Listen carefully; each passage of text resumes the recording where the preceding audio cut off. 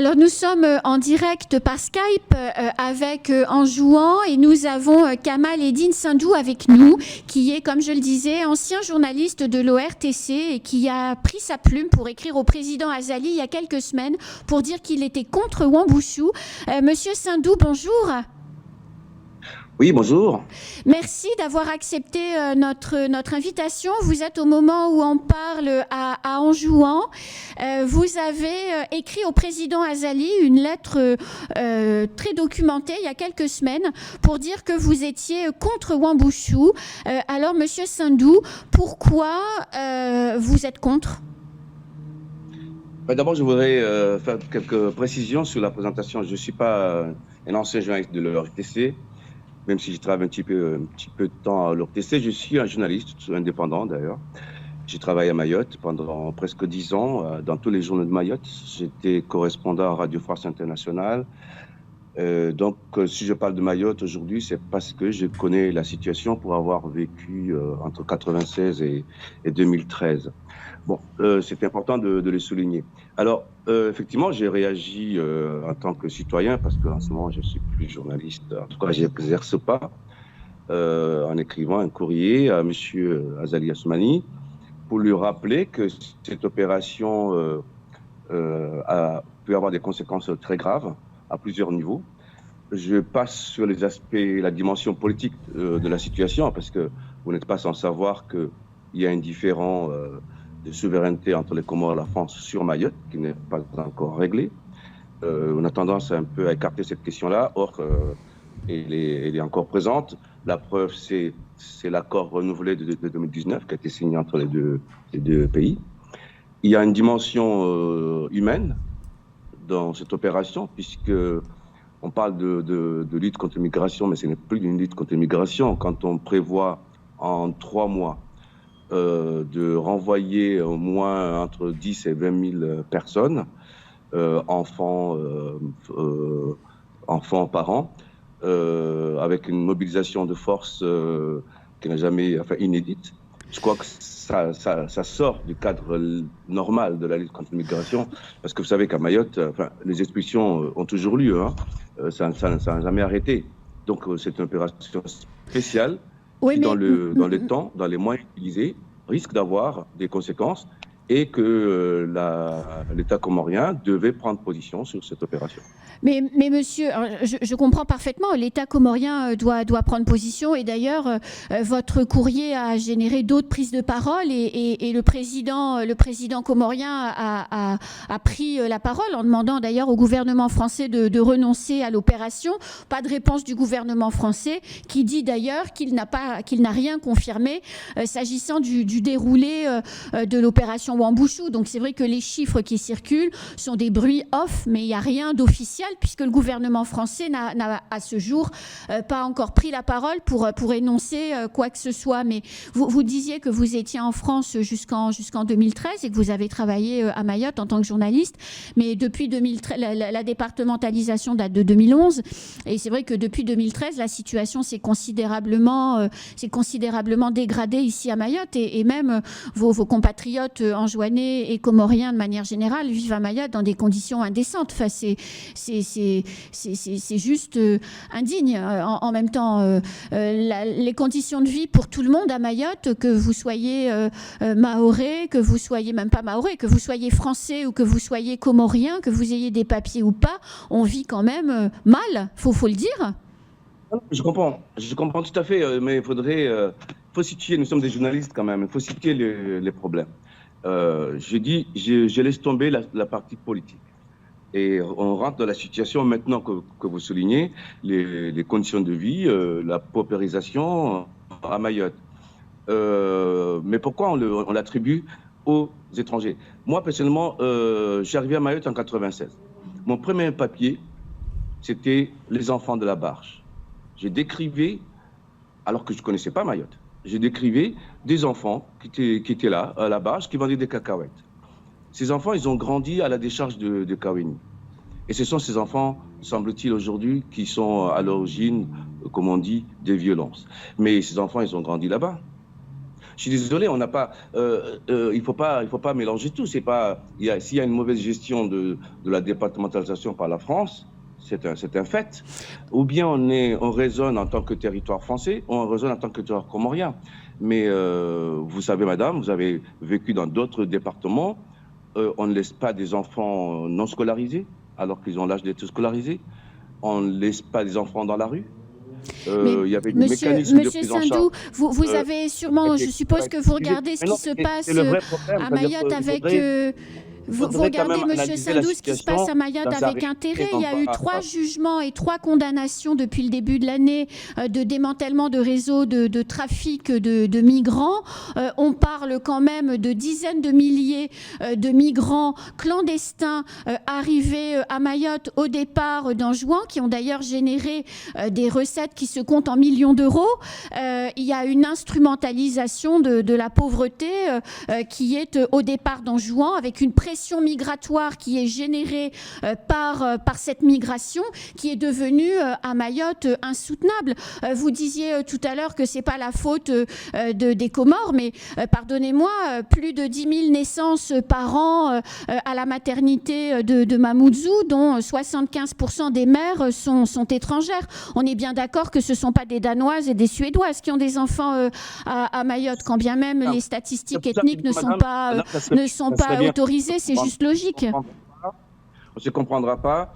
Vous savez, quand on connaît la situation à Mayotte, depuis des années, il y a des discussions, il y a des négociations entre Paris et Moroni, en présence des élus mahorais. Le dernier acte est l'accord pour le partenariat renouvelé. Oui, en 2019.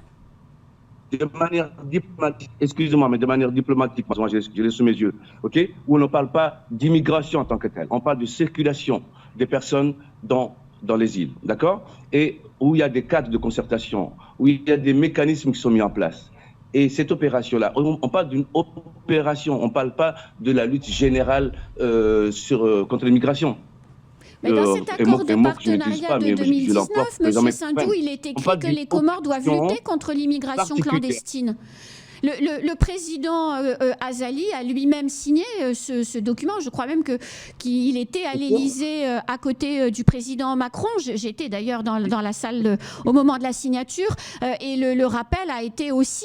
le président Azali a dit lui-même que les conditions de vie des Comoriens à Mayotte étaient inacceptables. C'était trop difficile. Il l'a dit lui-même.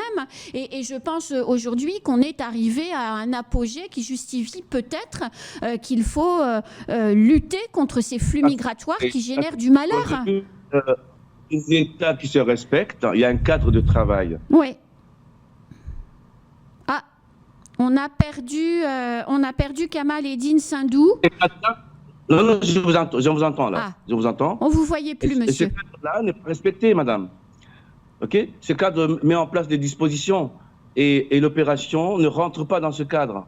Il faudra qu'on ne mélange pas tout. Paris a décidé de mener une opération coup de poing. Oui. D'accord. Une opération coup de manière unilatérale. D'accord.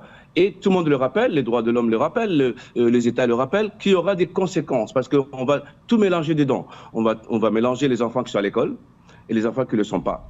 On va mélanger les mamans, on va mélanger tout le monde. Et c'est ce cadre-là qui est condamné.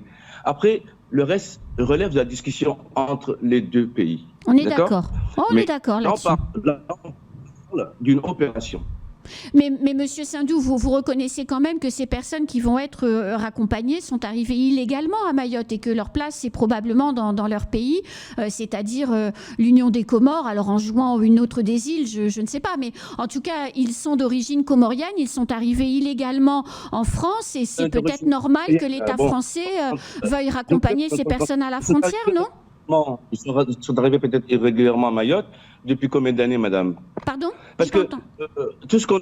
Non, attendez, madame, il n'y a pas eu en 2 ans ou 3 ans ou même 5 ans, il n'y a pas eu 150 000 personnes, comme vous dites. Ce sont des gens qui habitent là-bas depuis très longtemps.